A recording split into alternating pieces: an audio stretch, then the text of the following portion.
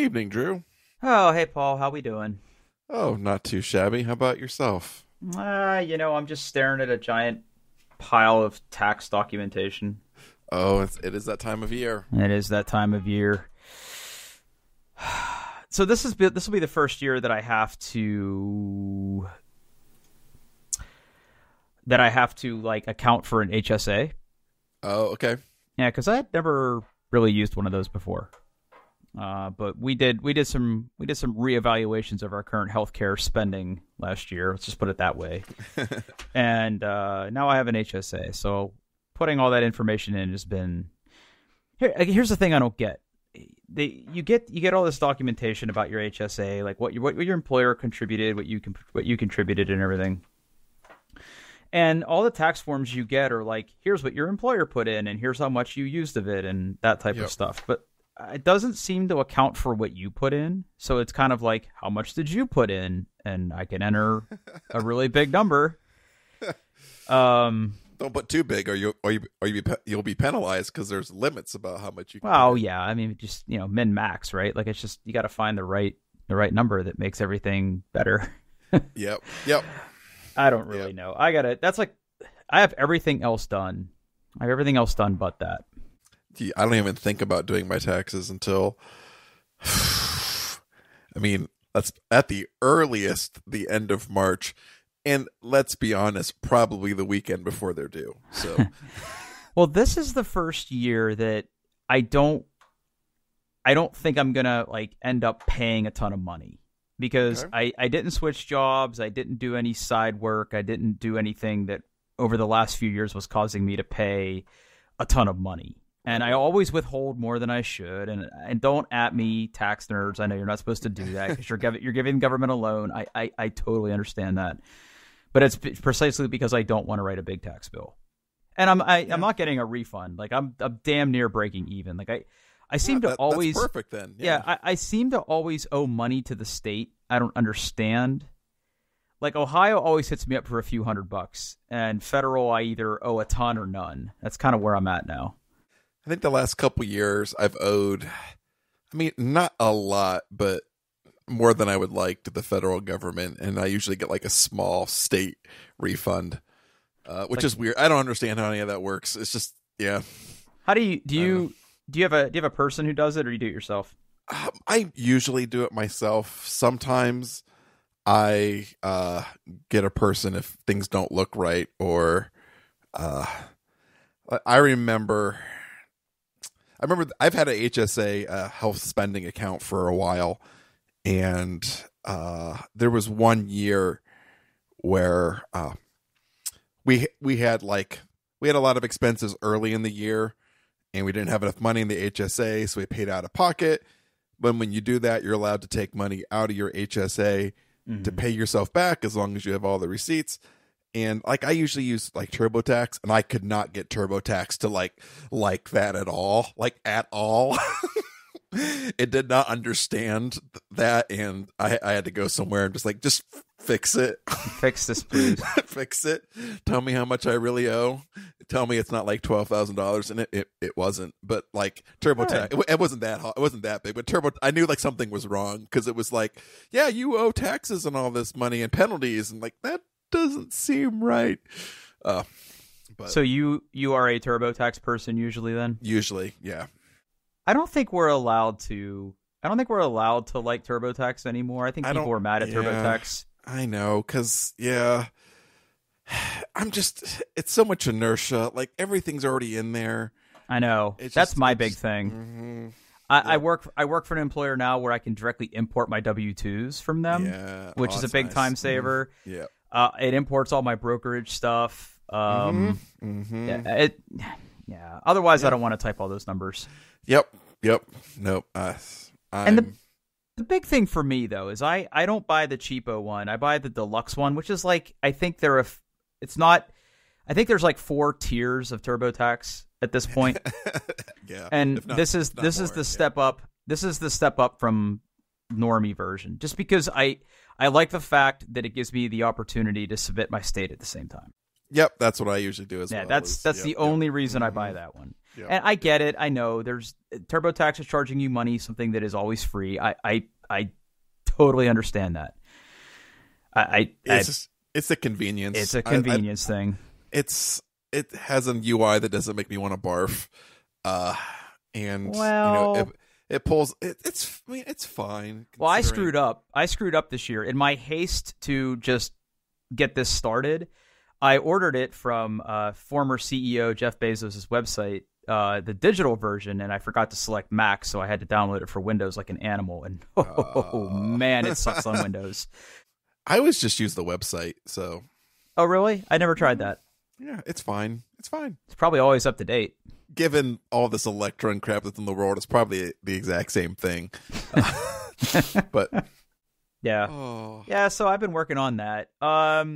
Follow up before we get into tonight's topics. I have officially cashed out the money that I invested in the stonks. Oh, okay. I lost $180. That was my limit. It could be worse. Yeah, it could have been a lot worse. Yeah, I mean the hype train appears to be over. I never bought any of the GameStop stuff just because I couldn't afford it. I wasn't gonna spend a ton of money to make a few $100s there. And the stock that I did buy, which was AMC and Nokia, they're in the crapper right now. I lost some money. I'll claim it as a tax write-off next year. But it was nice to feel like I was a part of something, if only for a brief moment. Yeah, I haven't paid much attention to all of that, but yeah, look, even GameStop dropped considerably there. Considerably. Didn't it? Yeah. Considerably. Yeah. Yeah, I got into AMC at like 14. Today it was like at 8. Nokia kind of like, I think I kind of broke even on Nokia. I think I only lost money on AMC. Got it. Okay. Yeah. So. Well, there you go. Yep. Lesson learned. There are no shortcuts. Don't take your stock advice from a Reddit subreddit. Don't do that. Yeah. Like, actually know what you're doing.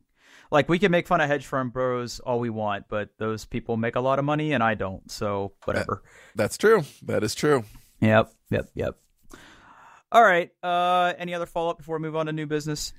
No. I want to get to things you got for your computer. Wait, every time I think I'm back out, Drew's computer corner sucks me back in. Well, this is happy stuff. I got a couple updates in computer land. The first one is it's 2021. And I bought a Sound Blaster sound card. You bought a what now? A Sound Blaster sound card. They still make those? They do still make those. Okay, so let me attempt to explain myself before you make fun of me. All right, so just hear me out. I think we've made mention on this program before that you and I both are headphone amp guys. We also have DACs for our microphones and everything. Yep. And in an effort to sort of consolidate some of that stuff, I was looking to replace my desktop headphone amp because it was starting to flake out a little bit. It was doing this weird thing where if I had it plugged in via USB, my computer monitor wouldn't go to sleep. Huh. Okay. Yeah, very, very weird. And, it's a great little amp. It puts out a lot of power. It powered my other headphones wonderfully, like the really nice high-end headphones that I got. But I was looking to, number one, clean some clutter off my desk because my desk was starting to get pretty cluttered with crap. So I started doing some research, and it turns out that Sound Blaster, which is made by Creative Labs, they have a series of sound cards that have built-in headphone amps. Okay. So the one that I bought isn't their top-of-the-line one. There isn't much of a difference between this one and their top-of-the-line one, except for I think it has like 2 more decibels of output range or something. I don't know. I have to look at the spec sheet and do the compare. But I got the Sound Blaster AE7. It is a PCIe sound card with a built-in headphone amp. It has an external volume display, volume control. That is a hefty-looking knob. Uh-huh. Oh, you know what? I know that looking at that picture, that looks like that's a hunk of plastic.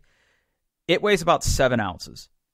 Oh, okay. It's not going anywhere. It's on my desk right now, and it's not going anywhere. It's pretty considerably heavy. And you can't tell from the pictures, but there's actually four holes on it, like 4 ports on it, I guess is the right word.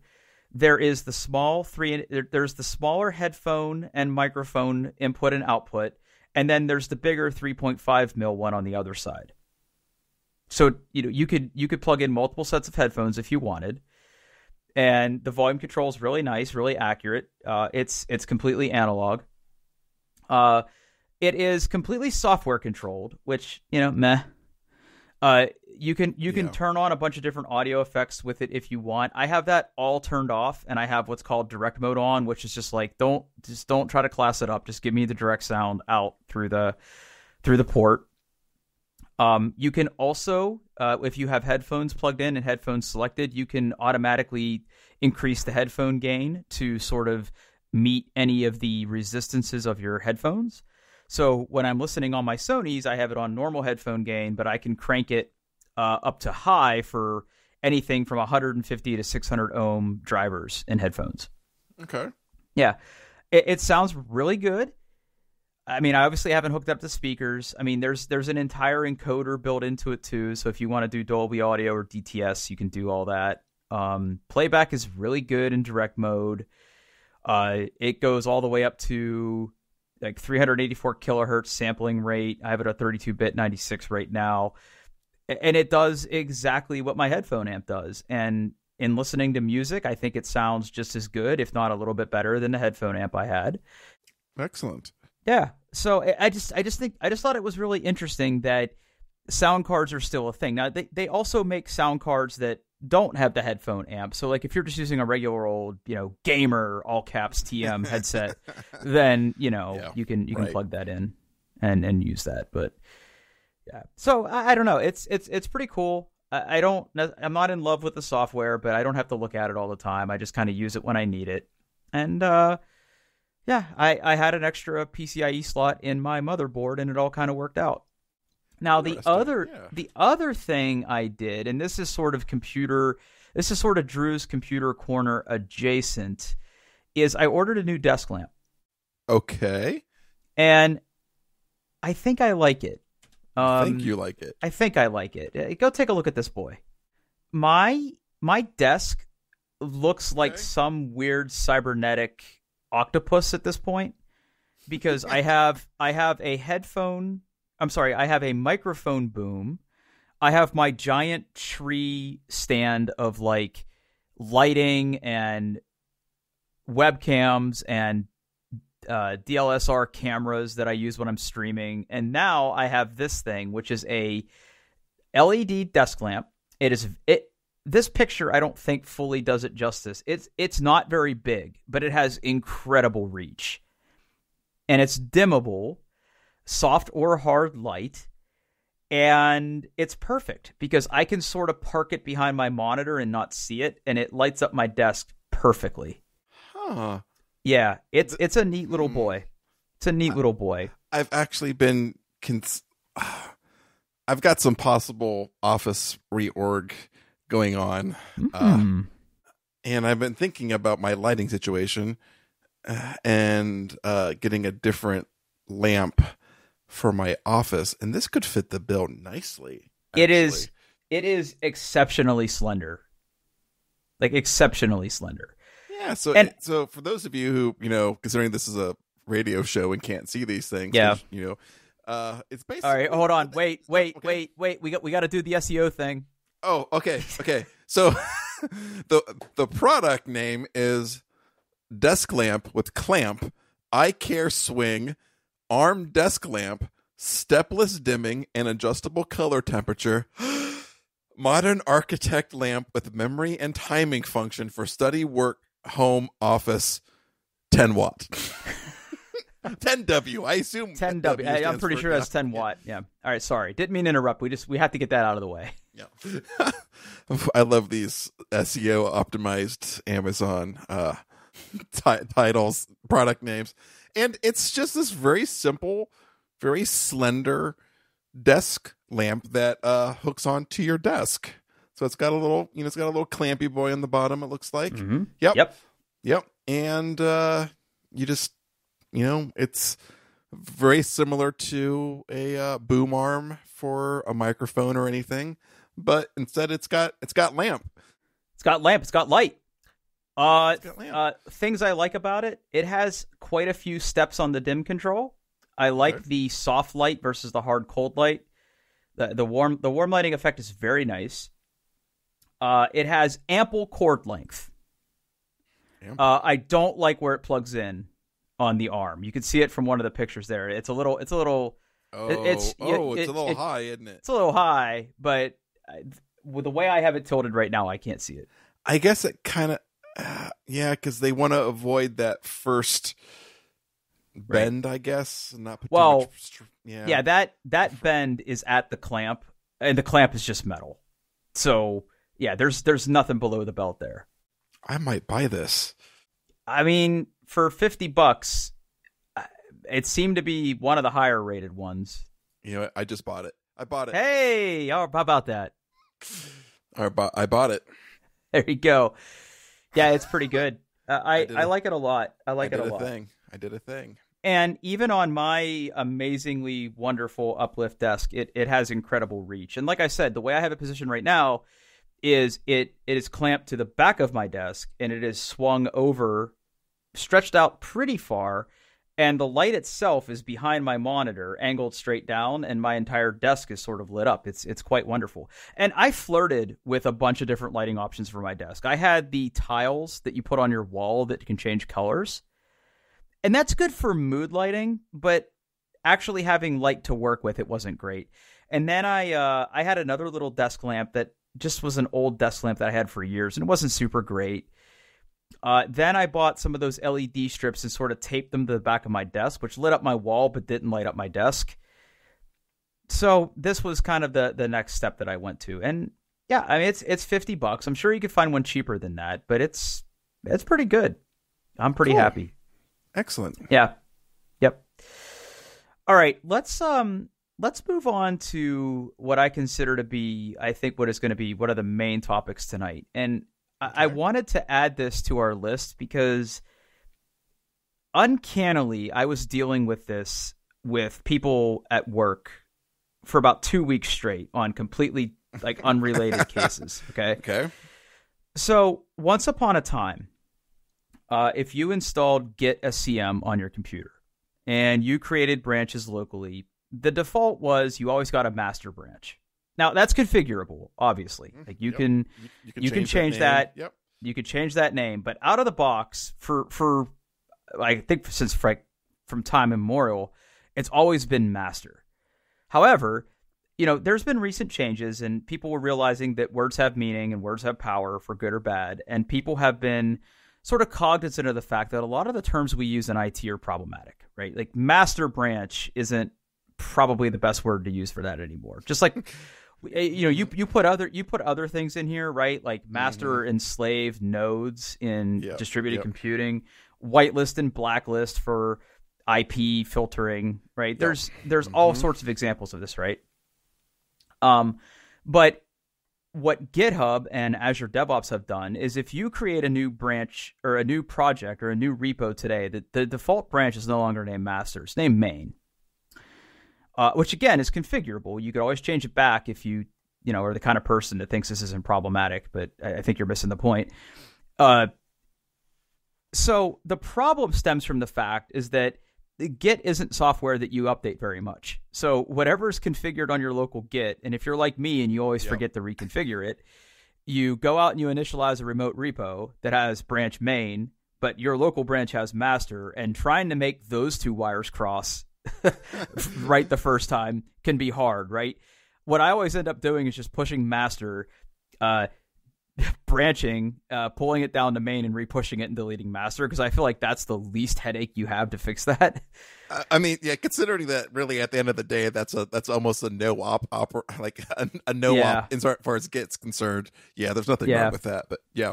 Yep. I mean, you can rename it locally, but if your local isn't aware of the remote main, and it gets really weird, right? You have to repoint a bunch of things. That's where heartbreak comes in. Yep. Yes.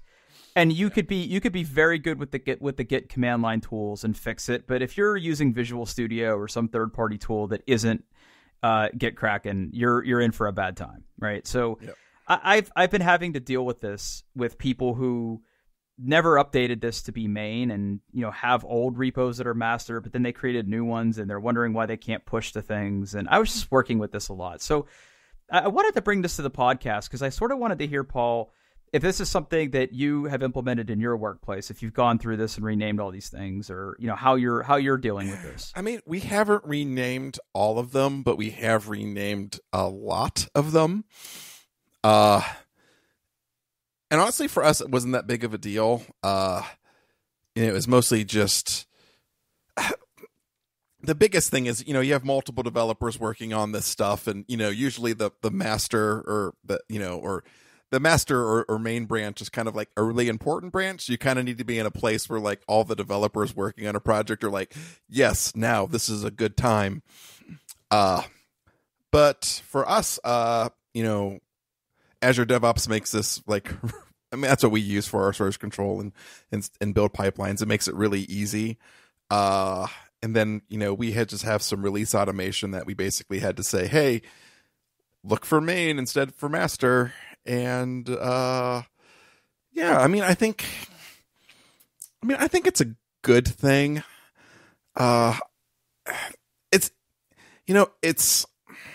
It's unfortunate that it took this long, and it's unfortunate that I never once thought that some of these terms in computer science are a little bit problematic, and master is probably not the best phrase for something. And I put this article in here, it'll be in the show notes, the article is from ZDNet, which is still around. Who knows? Who knew that? I didn't know that. Did you know that? I didn't know that. And basically it was Linux is going to be adopting these terminologies. They're going to get rid of master and slave and blacklist and whitelist. And when Linux is going, this is wrong, we're changing it. Yeah, it's a pretty good sign of the times that if you don't, you're going to look pretty stupid. But I was just playing around in the version of Get that I have installed, which is Get 2.30. When you create a new repository, locally, it still creates it with master, but it gives you this wall of yellow text saying, hey, you can change this, and here's the command. Right. Wink, yep. Wink, nudge, nudge. Yep. It's like, here, you can names commonly chosen instead of master are main, trunk, and development. And the just created branch can be renamed with this command. And then, so the times they are a-changing. But we went through this. Like I said, we haven't done everything. New repos are using main. It's a good thing. It's a good thing. To be honest, I'm surprised it took this long. I'm surprised no one noticed sooner. I mean, it really took the racial tension in the United States to kind of boil over for people to start evaluating these things and going, oh, yeah, that whole systemic racism thing they talk about. Here it is. Here's an example of it. I'm glad these things are changing. Yeah. Yeah, and it's good. And if you're listening to this and you don't do a lot with source control, or you're just starting to get into this, now's a good time to sort of take a step back and sort of reevaluate that. I mean, I'm a big advocate for this. I think it's definitely a good thing. I don't think we should be using those type of terms anymore. No. And I would argue that, if you are the type of person that listens to us, if you're one of our 6 listeners and you do go out to this ZDNet article and you sort of look at all these different terms, I think it is a good thought exercise to go through. And I would go so far as to say that if you are a regular developer, senior developer, or a middle manager type, and you bring this sort of thing to the table and you get told no, I think that says more about other people than it does about you. I mean, it is work, right? And you sort of have to account for it. I get that, but it should be something that everybody should at least look at. Yeah. And when we did this, where I work, there was no complaining. It was like, oh, yeah, you want to do makes that? Sense. Yep, makes sense. Yep, no problem. Let me help you with that. Yeah. Yeah. Yeah. Yeah. I mean, So yeah. I mean, it's you're not shipping features, you're not squishing bugs, but still, like, for the amount of time that it takes to actually implement this change, and I mean, depending on your automation and what stuff, it may be more of a problem than for others than it was for me and where I work. But it's still good. Like, it's just it's a good thing. Why wouldn't you do it? Why wouldn't you do this? Why do you want to be the guy that said no? We're sticking with master. Yep. Like, yep. Take down the Confederate flag, please. Thank you. Yeah. Right. Yeah. And while you're at it. Yeah. Oh. Yeah. All right. I have one other IT related topic that I didn't get a chance to add to the show notes, and it's just like a public service announcement that also kind of follows on to some things that I've been having to deal with. But I'm really interested in your next topic here. Tell Daddy where it hurts. Okay, so it's hockey season, right? It's hockey season. The NHL is back. I know you're like looking at this thing as, how does this have anything to do with the Raspberry Pi? I'll get there. Okay. So recently, I'm also a cord cutter, right? So I don't have a traditional cable, television subscription, right? I'm a cord cutter. I still use Hulu Live TV for all of my live stuff, and in the off season, I guess the Sinclair group that owns all of like the regional Fox Sports whatever channels increased their prices, and a lot of the streaming companies were like, that's cute. No. So it's like, you can't watch these channels on like YouTube TV. You can't watch them on Hulu. You can do it like on AT&T TV, but it's like ridiculously expensive. I wasn't going to go back to cable because like I literally had them like cut the cable outside, like, and then they'd have to run a new one, and I don't want to have to deal with that. And I like my my rural fiber internet. They're fast and seem to be pretty reliable. So I turned to, well, you know what? I will just get the NHL TV, which used to be called like NHL Center Ice subscription, and a VPN, and that'll be how I watch hockey. Okay. And, it absolutely works. I've actually gave ExpressVPN a try. I keep hearing about it in all the podcasts I listen to. If you're looking for a VPN, I would highly recommend them. They literally have the fastest connection speeds on a VPN I have ever seen. I don't know what kind of witchcraft they're doing, or whether they just have really good, like internet connections into all their places, but it is really fast. So, I just pretend that I'm coming from New Jersey, and NHL.com is like, sure, Blue Jackets game, here you go. Right? Because otherwise they'd black out. But I have had some problems. One, I can't get the VPN and NHL to work with like the NHL apps on my like iOS devices. I think it's smarter than I give it credit for. It uses location services and goes, you're not really in New Jersey. And refuses to play. So I've kind of had to resign to watching these via like a web browser on a computer. So what my current kind of setup is I literally have an HDMI cable kind of hanging out of the back, wrapped around, coming out the front of my television, kind of just laying there, like an animal. And I have my wife's old MacBook Pro laptop. I fire up the VPN, hook it up to HDMI, put the laptop on the floor, and that's how I've been watching hockey games. And it's fine, but it's just kind of clumsy. Like, I don't like having that cable kind of just sitting out there and the laptop sitting on the floor. So I'm like, you know what? I should get some sort of like, small computer that I could just put, I could just set in my entertainment center and run an HDMI cable to, and, install the VPN in there and just, watch hockey through there. Mm-hmm. So I bought a Raspberry Pi. I got a brand new spanking Raspberry Pi 4. I got the one with, I don't know, like 8 gigs of RAM, which is probably way overkill for anything I would do with that sucker.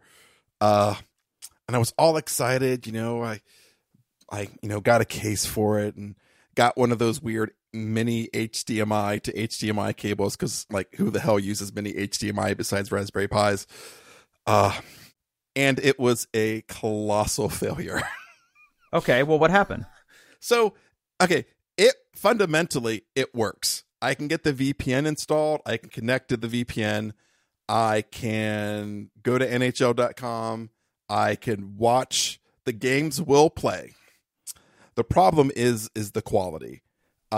Something about that just cannot keep up with, really, from what I can tell, even like doing like YouTube videos, anything more than 720p really kind of just pushes it. Yeah. And it'd be like, or the way that it, like the compression works is like it would be fine, and then the puck would go down the ice and the camera would pan really fast, and like there would just be tearing and lags and pausing. Like the audio never dropped, the video just could not keep up. And there's two big browsers that at least what I've seen in the Raspberry Pi space, like Firefox and Chromium. Chromium being the open source version of Chrome. Well, I've tried many different distros. Some of the I've tried like Raspbian. I've tried that one that you like. I've tried like the official Raspberry Pi Ubuntu. In a lot of the cases, Firefox just didn't play the video at all. When it did, it was much poorer performance than Chromium. But Chromium has, and like I found the bug, it has a huge memory leak right now when playing video. Awesome. So after about 25 minutes, it would just go, oops, my bad, oopsie doopsie. I brokey wokey, I'm so sorry. So I spent so much time just trying to get this thing to work and perform well, and I played around with overclocking and different video settings you can do. And yes, yep, the last grasp of the Raspberry Pi enthusiast. Yeah. And I mean, I got to the point where like I can almost ignore these video problems. But what I can't ignore was just the constant crashing and just how fiddly it was.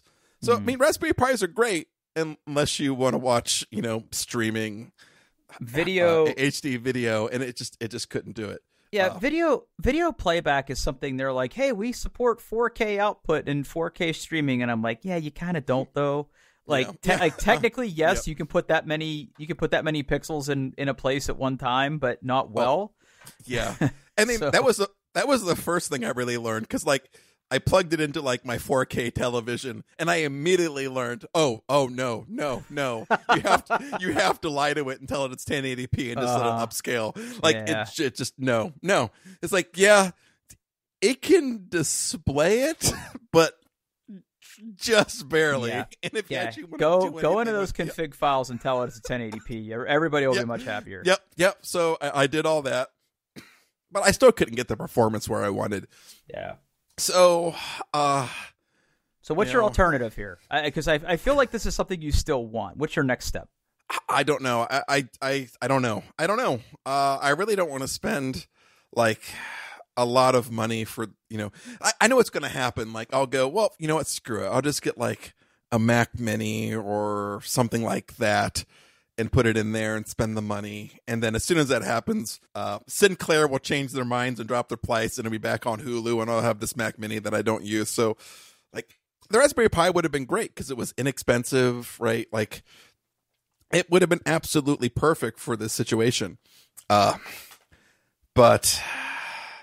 I don't know. I think for now I'm just going to deal. Oh, that's another thing. Like the NHL.com website doesn't allow you to like AirPlay, and which is, that'd be another solution, but I don't know. I'm just kind of deal with that.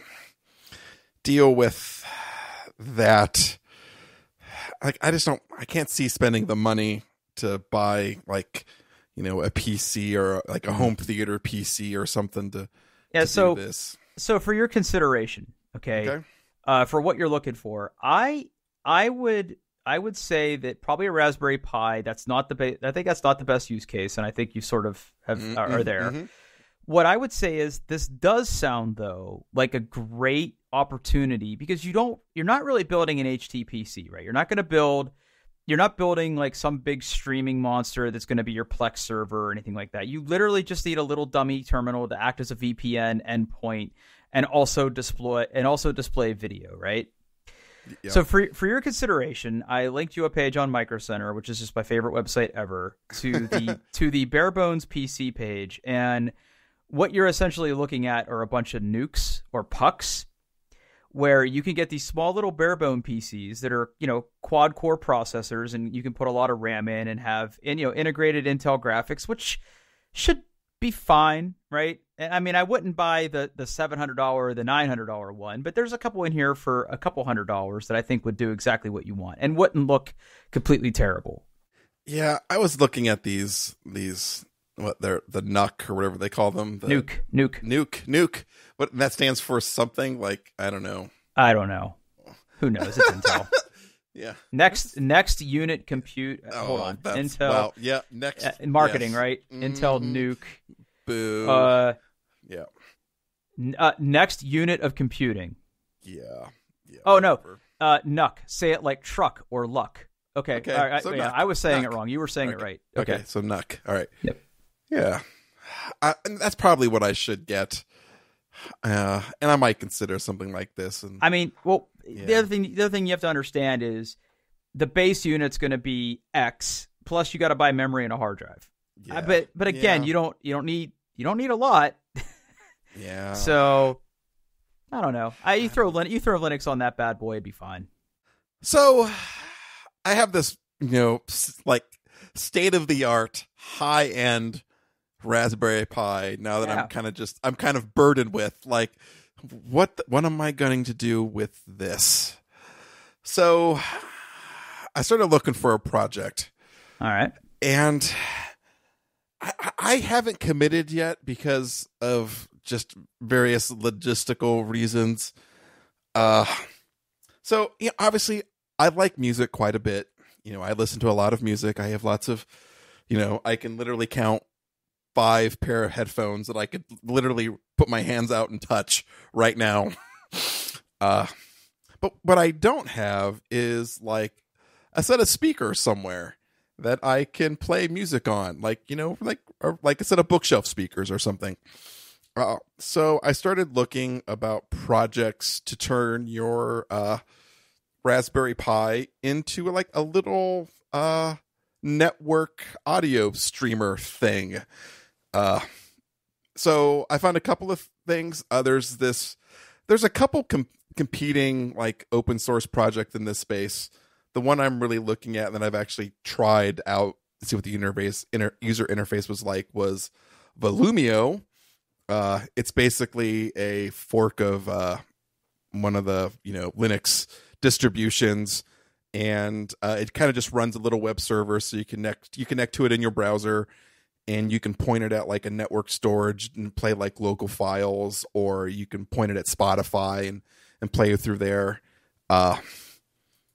And then there's this other company called Hi-Fi Berry, which is, I don't know, like I think the worst name ever in the world. But they sell they basically sell what they call hats.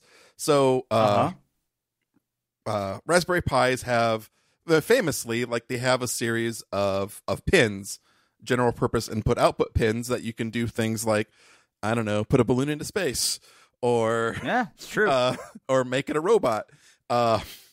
And this company sells little boards, little hats that you can put on there, and adds like you can turn it into a DAC and have better quality music come out of there. You can even sell little amplifiers and stuff like that. So I don't know, I might buy myself a pair of like powered speakers and one of these DAC hats and turn my Raspberry Pi into a little audio streamer, a little jukebox, if you will. I'm really interested about this DAC project. Yes. This looks very interesting. Yeah, and they sell all different kinds. Like if you want If you want to have an XLR output, they sell that. If you want to have like a coax or, the optical output, they sell those. They sell ones that just have RCA connectors. They sell, they even sell cases that, that you can, goes with the hats that expose all of the ports to the outside. So you can have a nice little case for it. Yeah. And like, they're not that expensive. Like they're kind of, entry level, like their DAC 2 HD is what, $45, $50. Yeah, I was looking at the Pro one. The Pro, that's what the Pro. That's what I was looking at as well. It's 49. It's about $45. $45. And it has a lot of solder points for like if you want to put your own volume knob on there. Yeah. This looks really interesting. Mm-hmm. I might need to do this. So that's what I'm thinking about doing is I haven't done it yet because like, and this is where like the whole like office thing comes in because like I really don't have a spot in my office to put speakers yet. So like I might move a bookshelf to a different place and put in a different piece of furniture so I can have a place for speakers. And there's also the thing of nobody in my house likes my kind of music but me. And when I play that on speakers, everybody's going to be listening to my music. So that kind of is a big, do I really want to do this? But I think I kind of want to do it. Well, I was actually playing around with my Raspberry Pi, one of my Raspberry Pis the other day. I added another link to your list here. Okay. And I'm doing this less for the Raspberry Pi part of this and more for I'm doing some machine learning stuff right now. Okay. So what I was attempting to do is I was building a circuit that was just designed to use a light sensor to read sort of just how much light is hitting the photoreceptor. And the experiment that I was trying to do here was I was going to build this Raspberry Pi, power it on, and have the light hit this sensor. And then throughout the day, I would sort of go downstairs where I was going to put this in my back basement where it's generally dark most of the day. Go down there, turn the lights on for a few minutes, turn them off, and just sort of roughly note the times that I would do that.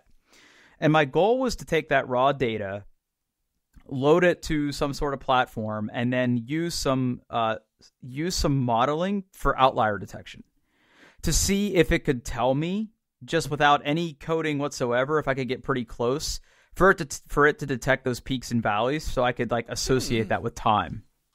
Oh.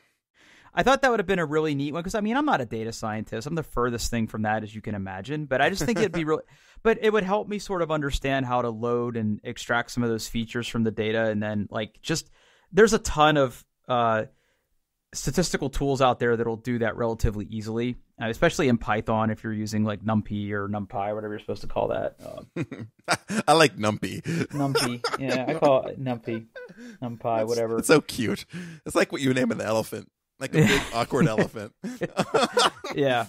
So anyway, that's a little project that I'm working on, and I don't want to go too deep into that because I could be completely talking out of my ass here. This is the wrong way to go about it. So again, don't at me. But I will bring. Yeah, I'm learning. That's what I do here. I learn things. I learn by failing. That's the only way I learn. So, well, that's really cool. So I guess is it just a question of you're gonna do one of these? You just don't know which one yet. I don't know. I'm still trying to decide if I want to do it at all.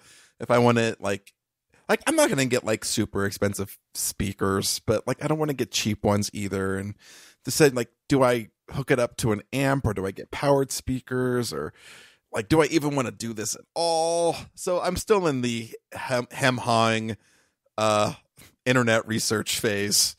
But Volumio it's got a decent user interface, and I'm really curious about these hi-fi buried DACs.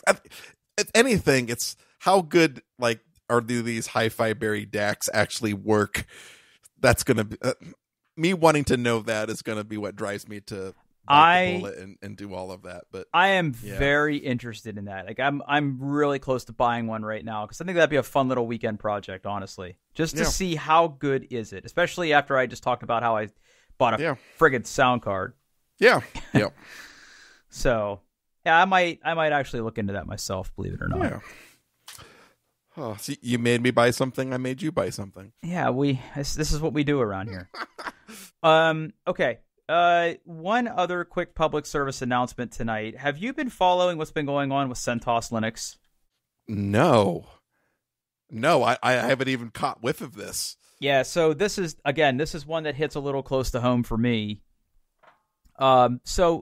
Quick background: CentOS Linux. It has always been very sort of tightly associated with Red Hat Linux. And what has happened is about a couple months ago, the Red Hat Foundation basically killed CentOS. Now, I'm paraphrasing here. So CentOS Linux is dying. And that's really unfortunate because CentOS Linux was sort of always viewed as I want Red Hat, but I don't want to pay for it, because it was based on the same kernel, had a lot of the same commands, a lot of the same things that were available in Red Hat were available in CentOS. Not everything. There were proprietary things to Red Hat, especially things like OpenShift and some of their other platform tools that were only available there. So what happened was, the way this used to work is CentOS was kind of a, what's the right word here? I'm going to get this wrong. CentOS was downstream of Red Hat. Okay? Meaning that features would be deployed in Fedora, which was considered to be Red Hat's upstream distribution. Those features would sort of live in Fedora for a little bit, get sort of sussed out, and then they would make it into Red Hat Enterprise Linux. And then eventually those would go into CentOS. So eventually these features, package versions, tweaks to the kernel, whatever, would make it to CentOS. And people built entire data centers on CentOS. A lot of people use CentOS at home, like me. And very recently they came out with CentOS 8. Well, what has happened is CentOS as we know it is going away. And what is replacing it is called CentOS Stream. And the idea of CentOS Stream is it's designed to be between the development that happens in Fedora and stuff that makes it into Red Hat. So it is now sort of they're calling it midstream, but I think technically it's upstream. And that's problematic because people who were on CentOS 7 have long-term support through, I think, 2024. And CentOS 8, which launched, again, not too long ago, was supposed to have support all the way through 2029. They basically came out and said, hey, CentOS 8, no more development after 2021. Wow. Yeah. Middle finger. So it's pissing a lot of people off. I'll put some links in show notes that sort of explain the situation, but the facts are kind of these.